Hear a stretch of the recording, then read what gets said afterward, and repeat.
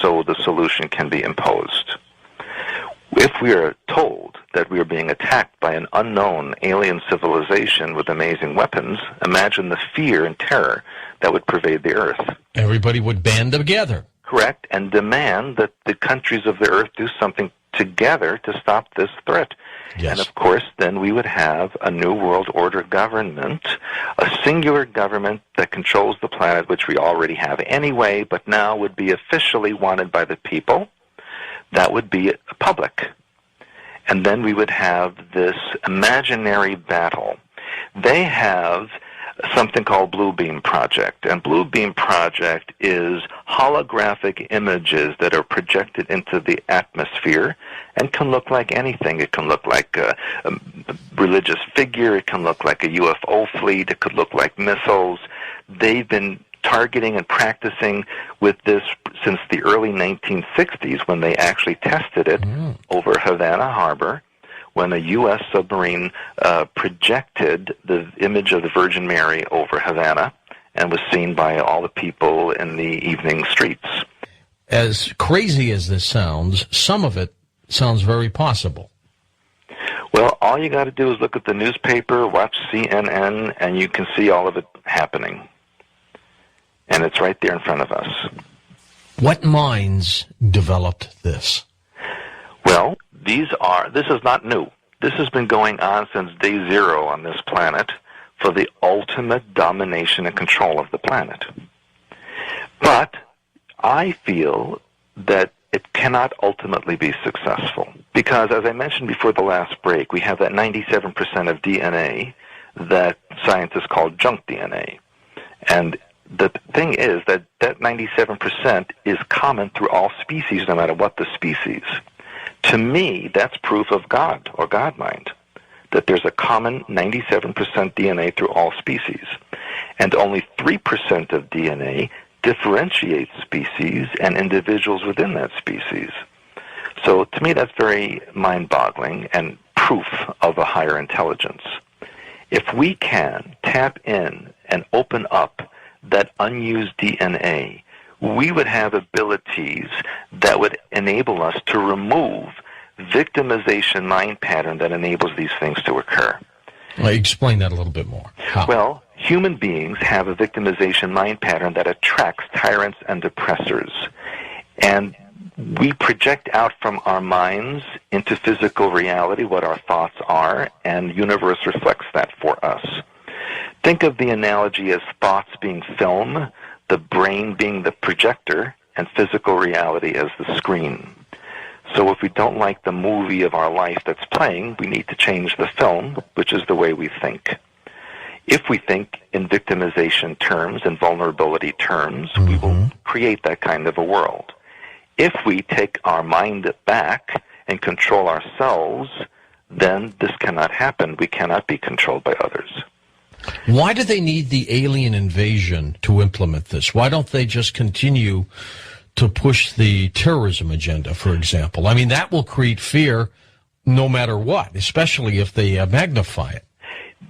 Initially, but that can last for just so long, just like the Cold War could only last for just so long. And then people will say enough is enough. Right, but an alien threat, well, that's out there in the universe, which is vast, that's forever. And it's also them against us. Correct. Basically. Correct. And so that's the ultimate fear user, where everybody wants to band together to fight against this. Stuart, you do know, if this is possible, how warped their minds must be. Well, you know, again, that's why I explained the reptilian mindset. They think differently than human beings. We think in a different way than they do. They have in their minds all the time in the world because their genetics don't change. Their culture stays the same through mind control and programming, so there's no deviation. They're very sure of what they're doing.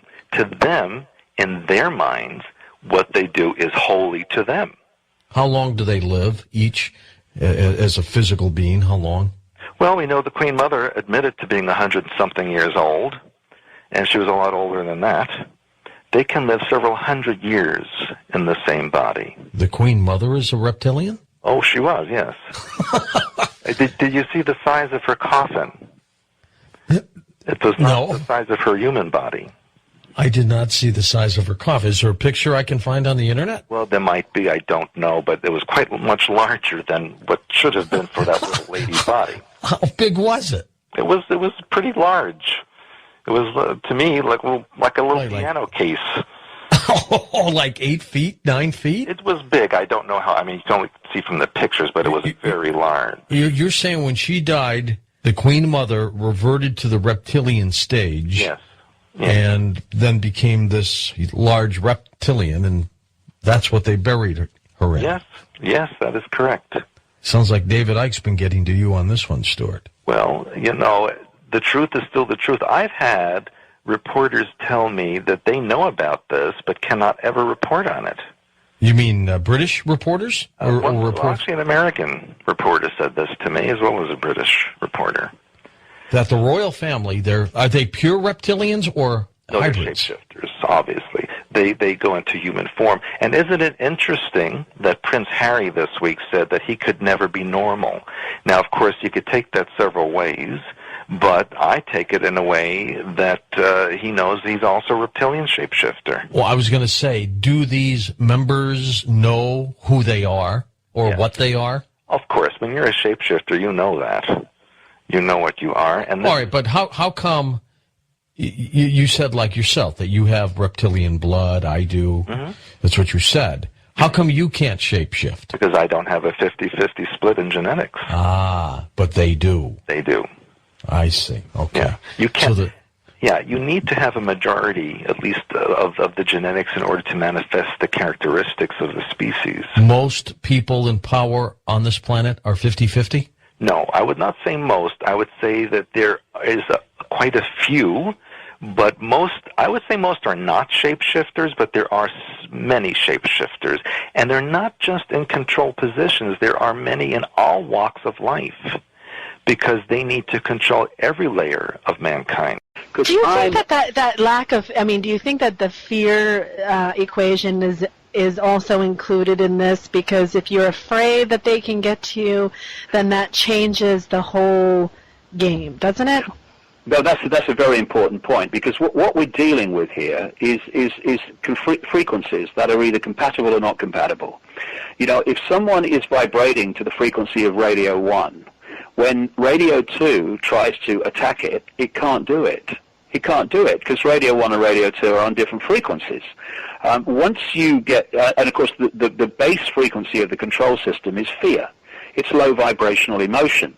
And an interesting thing that I've noticed in my life over the years is one of the ways that the attempt has been to undermine me, and it's going on at this time, funnily enough, not that it will work, is to create situations and people around me that will pull me in to that low vibrational emotional state.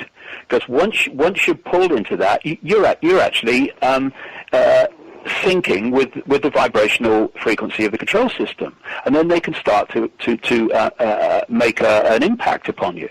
And so if you can stay outside of that, then you're vibrating at one frequency, the control system's vibrating at another, and never the twain shall meet. This is why it's so important. And I'm speaking to myself here as I say this. I'm not the guru, Buddha, sitting on a mountain cross-legged saying, this is what you must do. I've sussed it. We're all in this, and we're all kind of working to get ourselves in a certain state, me included. But when you're aware of it, it makes it more easier. And what we need to do is to just hold this understanding that we are infinite consciousness having an experience. We're not the experience. I'm not David Icke. David Icke's my experience. I'm infinite consciousness having an experience as David Icke. And when you come from that perspective, it helps you hold perspective on the experiences that we have instead of being pulled into them, so that you are the experience as well as having the experience, which means that you're pulled into a vibrational state where if it's an unpleasant experience and a stressful and fearful experience, well, then you're being pulled into the stadium in which the control system plays at home. And it's important that we hold this understanding, and it's a real challenge because all the 5 sense influences are telling us that you are David Icke, you were born in Leicester in 1952, and you are just one person, just Joe Public. You have no power. But if we can resist getting pulled into that, to realize that the reflection in the mirror is the reflection of the experience. It's not a reflection of who we are, though you can see who we are through the eyes often. Then you're in this world, as I've said many times before. You're in this world having the experience, but you're not of this world in the point of that you're perceiving the experience, and that can have a very powerful impact on not getting pulled into fear and stress and all the rest of it, which allows you to enter the control system's stadium on which it wants everybody. That's why it's created a society which is there to generate maximum fear, maximum worry, maximum anxiety, maximum conflict. It's because they want us in a certain vibrational frequency range, because that's the one that they can lock into us through. And for me, there was a great song years ago. It wasn't actually a great song, but the theme was it was by a guy called Val Doonican, an Irish singer, when I was a kid. And it said, "Walk tall, walk straight, and look the world right in the eye." That's what my mama told me when I was about knee high. And if we are infinite consciousness and we are expressions of the infinite one, then we should be looking each other in the eye. Oh yes, respect other aspects of consciousness for what they're doing, what they stand for, what they're expressing. Yes, good. But don't get a crick in the neck looking up, because you are them, they are you, I am you, you are me. And I still see hierarchical structures big time often within the New Age movement. And hierarchy is illusion. Hierarchy is the control system. We cannot have a situation of hierarchy and then claim that everyone is an expression of the one. We either are or we're not. And of course, hierarchies are the way that the control system imposes itself in so many ways, because hierarchies are the few dictating to the many. And that can be a few bankers dictating to the entire banking system, a few politicians dictating to an entire nation, or it can be a few heroes in the New Age dictating or allowing allowing them to be themselves to be dictated to when they are the vast majority. And for me, these blueprint structures of the control system, you find them everywhere if you look for them. And it's hierarchy is the old limitation. I'm above you, you're above me, I know my place. That's the old epoch. That's what's coming down. The pyramids of power, they're coming down because that's an expression of the old energy. And it's a shame that so much of the New Age, or significant swathes of it anyway, are still into hierarchy. It's not the way it is. I would suggest anyway, but everyone must believe what they want to believe, of course. Time to turn the machine on. The Pentagon says to turn up the frequency tonight. If that shape-shifting ass to me like that again, I swear. Shut up, Bob.